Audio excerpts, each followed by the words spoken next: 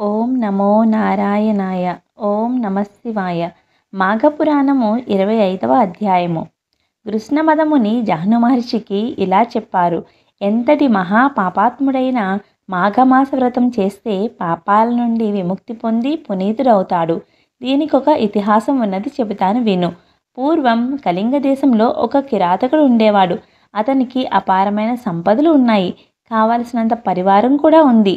ఆ పరివారాన్ని వెంటబెట్టుకుని ఆయుధాలు ధరించి వేటకు బయలుదేరాడు. వేటాడడానికి మృగాల కోసం వెతుకుతూ ఒక చెట్టు క్రింద నడిచి వచ్చిన అలసట తీర్చుకోవడానికి విశ్రాంతిగా పడుకుని ఉన్న ఒక బ్రాహ్మణుని చూశాడు. అతని దగ్గర ఉన్న వస్త్రాలు, ధనాలు అపహరించాలనుకున్నాడు. అతనిని లేపి అతని దగ్గర ఉన్న బట్టలు, మంచినీళ్ళ చెంబు నుంచి అన్నీ ఊడలాక్కున్నాడు.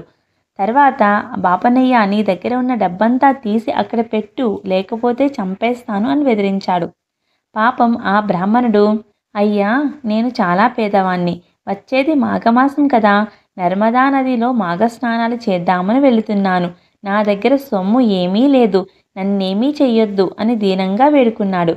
వాని మాటలకు కోపం వచ్చి కిరాతకుడు చేతిలో ఉన్న కరవాలంతో 2 ముక్కలుగా నరికేశాడు. కట్టుబట్టలతో సహా అన్నీ వెతికిన ఆ బాపని దగ్గర ఒక్క పైసా కూడా దొరకలేదు. తరువాత ఆ కిరాతకుడు ఆ అరణ్య మార్గంలో ప్రయాణిస్తున్న ప్రయాణికుల గుంపు మీద పడి వారిని నిర్దాక్షిణ్యంగా స్త్రీలు, బాలురు, వృద్ధులు అని చూడకుండా అందరినీ చంపి వారి దగ్గర ఉన్న నగలు, ధనాలు అన్నీ దోచుకున్నాడు. ధనం సంపాదించడానికి ఎవ్వరి ప్రాణాలు తీయడానికైనా వెనుకాడేవాడు కాదు. ఈ కిరాతకునికి పట్టణంలో బంగారు నగలు చేసే ఒక కంసాలివాడు మిత్రుడుగా ఉండేవాడు. కిరాతుడు తాను దోచుకోచిన నగలన్నీ వీడికిచ్చి అమ్మించి ధనం తీసుకుపోయేవాడు.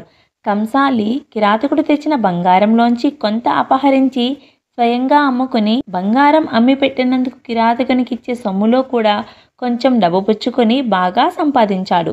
అతనికి కూడా పాపభీతి లేదు. వీరికి ఇంకొక శూద్రుడు స్నేహితుడిగా ఉండేవాడు. వాడు స్త్రీ వ్యసనం కలవాడు. తండ్రి, తాతలు సంపాదించిన ధనం చాలా ఉంది. దొరికితే ఎవరినైనా మాయమాటలతో మోసగించి వారి దగ్గర ఉన్న ధనాన్ని కాజేసేవాడు. అంతేకాదు, కొంచెం అందమైన ఆడది కనబడితే నయానో భయానో ఆమెను లొంగదీసుకుని అనుభవించేవాడు. ఇతనికి 25 ఏళ్ళు కూడా రాకముందే ఇతని తండ్రి చనిపోయాడు. 40 దాటిన వయసులో ఉన్న ఇతని తల్లి కోరికలు తీరక వ్యభిచారిణిగా మారింది. ఒకనాడు ఒక పాడుబడిన సత్రంలోనికి ఈ తల్లి కొడుకులు వచ్చారు. తన ప్రేమికుడే అనుకుంది ఆమె. తన్ను రమ్మన్న ప్రియురాలే వచ్చిందనుకున్నాడు ఆ కొడుకు. ఇద్దరు ముఖాలు కనిపించిన ఆ చీకటిలో తమ కోరికలు తీర్చుకున్నారు. ఆ తర్వాత వారిద్దరూ ఒకరినొకరు గుర్తించారు. తల్లి ఆ తప్పునకు విచారపడింది, కానీ కొడుకు మాత్రం లెక్క చేయకుండా వెళ్ళిపోయాడు. పరస్త్రీల వ్యామోహంలో పడినవాడు క్రమంగా ఉన్న సంపదలన్నీ పోగొట్టుకుని వికారి అయి తన మిత్రుడైన కిరాతకుడి దగ్గరకు చేరాడు. కిరాతకుడికి, శూద్రుడికి, కంసాలికి పౌరోహిత్యం చేసే బ్రాహ్మణుడు ఒకడుండేవాడు. వాడు కూడా పై ముగ్గురితో కలిసి అనేక పాపకార్యాలు చేస్తూ ఉండేవాడు. కిరాతకుడేమో ధనం కోసం బ్రాహ్మణ హత్య చేసేవాడు. కంసాలి బంగారం దొంగలించేవాడు. శూద్రుడేమో తల్లితోనే వ్యభిచారించినవాడు. ఇలాంటి వారితో స్నేహం చేస్తూ వారికి పౌరోహిత్యం కూడా చేస్తున్న ఈ బ్రాహ్మణుడు కూడా పంచమహాపాతకాలు చేసినట్లే కదా. బ్రహ్మహత్య, సువర్ణ చౌర్యము, మద్యపానము, ప్రాణములు తీయు క్రూరత్వము, గురుతల్ప గమనము అనే 5 పంచమహాపాతకాలు వీళ్ళు చేశారు. ఒకనాడు కిరాతకుడు పంపిస్తే ఈ బ్రాహ్మణుడు గ్రామాంతరం వెళ్ళాడు. అక్కడ వీరవ్రతుడనే ఒక శ్రోత్రియ బ్రాహ్మణుని చూశాడు. ఆయన రుద్రాక్షమాలలు, దర్భ పవిత్రము, కృష్ణాజినము ధరించి మొగమున విభూది రేఖలతో చూడగానే నమస్కరించాలనిపించేటట్లు ఉన్నారు. కిరాతకుని స్నేహితుడైన ఈ బ్రాహ్మణుడు ఆయనకు నమస్కారం చేశాడు. బ్రాహ్మణ తేజస్సు పోగొట్టుకుని అతి సామాన్యుడిలా కనిపిస్తున్న అతనిని చూసి, వీరవ్రతుడు, ఎవ్వరు నువ్వు? నీకేం కావాలి చెప్పు అని అడిగాడు. అప్పుడితడు, నేనొక కిరాతుని పురోహితుడను, బ్రాహ్మణుడను అన్నాడు.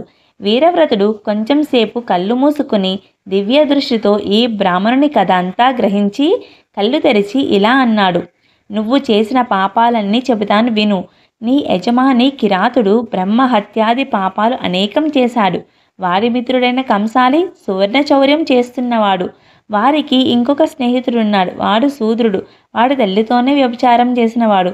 ఇలా పంచమహాపాతకాలు చేసిన వారికి పౌరోహిత్యం చేసి కలిసిమెలిసి తిరిగి నీ బ్రాహ్మణత్వాన్ని మంటగల్పుకున్నావు. పాపాత్ములను చూసినా, వారితో మాట్లాడినా, వారిని ముట్టుకొన్నా వారి పాపాలన్నీ వీరికి అంటుకుంటాయి. అలాంటి వారితో మాట్లాడేటప్పుడు ఒక దర్భను చేతిలో పట్టుకోవాలి. అలా చేస్తే పాపాలు అంటవు. నువ్వు అటువంటి వారితో స్నేహం చేసి మహాపాపాత్ముడవై కులభ్రష్టుడు అయినావు. నీ వంటి వానితో మాట్లాడడం మహాదోషం. బ్రాహ్మణుణ్ణి చంపినవాడు, సువర్ణాన్ని దొంగిలించినవాడు, మద్యపానం చేసినవాడు, గురు భార్యతో సంగమించినవాడు, వారితో స్నేహము చేసినవాడు కూడా మహాపాపాత్ములే.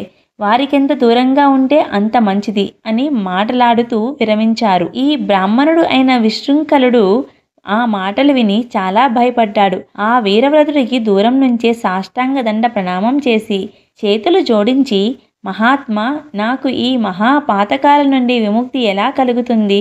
నా పాపాలకు ప్రాయశ్చిత్తం ఏమిటో సెలవివ్వండి అని ప్రార్థించాడు. ఆయన వాని మీద జాలి తలచి, ఓయి, నువ్వు చేసిన పాపాలకు మనువు చెప్పిన ప్రాయశ్చిత్తమే నేనిప్పుడు చెబుతున్నాను విను. ప్రతిదినము నువ్వు చేసిన పాపాలను చెట్టుకో పుట్టుకో చెప్పుకుంటూ 12 ఏండ్లు తీర్థయాత్రలు చెయ్యి. ఇంటింటికి పోయి భవతి భిక్షాందేహి అని యాచిస్తూ ఆ భిక్షాన్నం తింటూ ఉండు.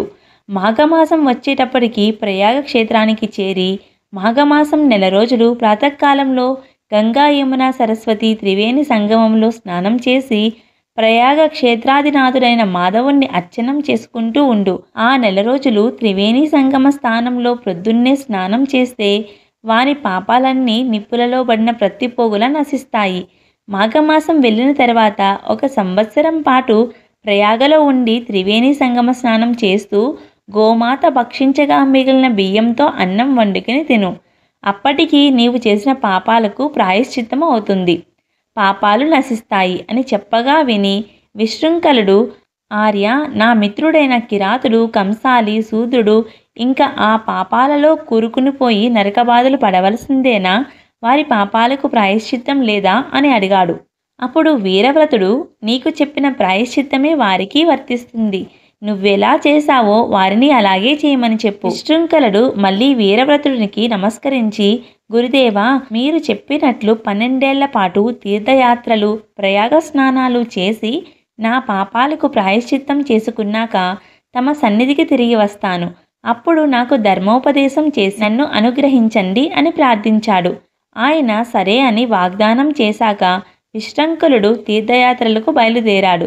బయలుదేరే ముందు కిరాతుడు మొదలైన మిత్రుల దగ్గరికి పోయి వీరవ్రతుడు చెప్పిన ప్రాయశ్చిత్తాన్ని గురించి చెప్పి, మీరు కూడా పాపపు పనులు మాని ప్రాయశ్చిత్తం చేసుకోండి అని చెప్పి వెళ్ళిపోయాడు. వారు కూడా చేసిన పాపాలకు పశ్చాత్తాపపడి వీరవ్రతుడు చెప్పిన విధంగా ప్రాయశ్చిత్తం చేసుకుని పాపాల నుండి విముక్తి పొందాలని అనుకున్నారు. విశృంఖలుడు తీర్థయాత్రలు చేస్తూ కాశీనగరానికి చేరి అక్కడ కొంతకాలం ఉండి మాఘమాసం రాగానే ప్రయాగ క్షేత్రానికి వెళ్ళి అక్కడి త్రివేణి సంగమంలో స్నానం చేస్తూ వీరవ్రతుడు చెప్పిన విధంగా ప్రాయశ్చిత్తం చేసుకుని 12 ఏండ్ల తర్వాత వీరవ్రతుని వెతుక్కుంటూ వెళ్ళి ఆయన నైమిసారణ్యంలో ఉన్నట్లు తెలుసుకుని అక్కడికి వెళ్ళి ఆయన ముందు నిలబడి నమస్కరించి ఇలా అన్నాడు, గురుదేవా, మీరు చెప్పిన ప్రకారము 12 సంవత్సరాలు తీర్థయాత్రలు చేసి నా పాపాలకు ప్రాయశ్చిత్తం చేసుకుని వచ్చాను. ఇంకేమి చేయాలో ఆజ్ఞాపించండి అనగా వీరవ్రతుడు విశృంఖలుని ఆదరించి కుశల ప్రశ్నలు అడిగి, విశృంఖల, నీ పాపాలన్నీ నశించాయి. త్రివేణి సంగమ స్నానం చేత దుష్టులతో స్నేహం చేసిన దోషం కూడా పోయింది. ఇప్పుడు బ్రహ్మ తేజస్సుతో ప్రకాశిస్తున్నావు. 3 రోజుల పాటు మంత్రాలతో అభిమంత్రించిన తీర్థాలతో స్నానం చేయిస్తాను. ఈ 3 రోజులు నువ్వు ఉపవాసంతో ఉండాలి అని చెప్పి 3 రోజులు మంత్రాలతో పవిత్రమైన జలాలతో స్నానం చేయించారు. దానితో విశృంఖలుడు సానపెట్టిన వజ్రంలా ప్రకాశించాడు. వీరవ్రతుడు విశృంఖలుడికి ఇలా అనేక ధర్మాలు ఉపదేశించాడు. నాయనా, వేద ధర్మాన్ని ఎప్పుడూ అనుసరించి ప్రవర్తించు. శాస్త్రం చెప్పిన విధంగానే కార్యక్రమాలు ఆచరించు, లేకపోతే అవి ఫలితాన్ని ఇవ్వవు. వివాహం చేసుకుని గృహస్థ ధర్మాలు ఆచరించు. సత్పురుషులను సేవిస్తూ ఉండు. సంధ్యావందనము, అగ్నిహోత్రము, బ్రహ్మయజ్ఞము ఎప్పుడూ మానకుండా చెయ్యి. ఇంద్రియ నిగ్రహంతో వ్యవహరించు. నిత్యము సాలగ్రామార్చన చేస్తూ ఉండు. ఎవ్వరితోనూ విరోధం పూనకు. సమస్త ప్రాణుల మీదను దయ కలిగి ఉండు. పరస్త్రీలను తల్లుల్లా భావించు. చదివిన వేదాలను నిత్యం పారాయణ చేస్తూ ఉండు. వీటిని మరిచిపోకు. నీ తల్లిదండ్రుల మృతతిథులలో వారికి శ్రాద్ధములు జరుపుట మానకు. ఇతిహాసాలను, పురాణాలను, వేదాంగాలను అర్థం చేసుకుంటూ చదువు. భస్మధారణం కానీ, నామాలు ధరించడం కానీ చెయ్యి. నిత్యం రుద్రాభిషేకం చేసి మారేడు దళాలతో శివుని పూజించు. తులసి దళాలతో శ్రీ లక్ష్మీనారాయణని పూజించు. యతీశ్వరుల్ని గౌరవించు. అతిథి అభాగ్యులను ఆదరించి భోజనం పెట్టు. కామక్రోధాది శత్రువులను దగ్గరకు చేరనీయకు. చిత్తశుద్ధితో యజ్ఞ యాగాదులు ఆచరించు. ప్రతి సంవత్సరము మాఘమాస వ్రతం చేసి శ్రీ మహావిష్ణువును భక్తి శ్రద్ధలతో ఆరాధించు. ఇహలోకంలో నియమబద్ధమైన జీవితం గడిపితే పరలోకంలో ఉత్తమ గతులు పొందుతావు. నీకు శుభం కలుగుతుంది. వెళ్ళిరా అని దీవించి విశృంఖలుని సాగనంపారు. విశృంఖలుడు గురువరేణ్యుని పాదపద్మాలకు సాష్టాంగదండ ప్రణామములు చేసి, గురుత్తమ, తాము ఉపదేశించిన ధర్మాలను అక్షరాలా ఆచరిస్తాను అని చెప్పి సెలవు తీసుకుని కాశీనగరానికి పయనమైనాడు. అక్కడ అన్ని విధాలా తనకు యోగ్యురాలైన కన్యని చూసి పెండ్లి చేసుకొని గృహస్థ ధర్మాలను యథావిధిగా పాటిస్తూ ఇహలోకంలో సమస్త భోగభాగ్యాలు అనుభవించి చివరకు వైకుంఠధామానికి చేరుకున్నాడు. కాబట్టి ఓ జహ్నుముని, ఎంతటి మహా పాపాత్ముడైనా సరే మాఘమాస వ్రతం వల్లను, శ్రీ లక్ష్మీనారాయణుని ఆరాధనం వల్లను, తీర్థయాత్రలు చేయడం వల్లను సర్వ పాపాల నుండి విముక్తుడై శ్రీనాథుని సాన్నిధ్యానికి చేరుతాడు అని కృష్ణమదముని మాఘమాసంలో తీర్థయాత్ర మహాత్యాన్ని గురించి చెప్పారు. మాఘపురాణము 25వ అధ్యాయము సంపూర్ణం. సర్వేజన సుఖినో భవంతు.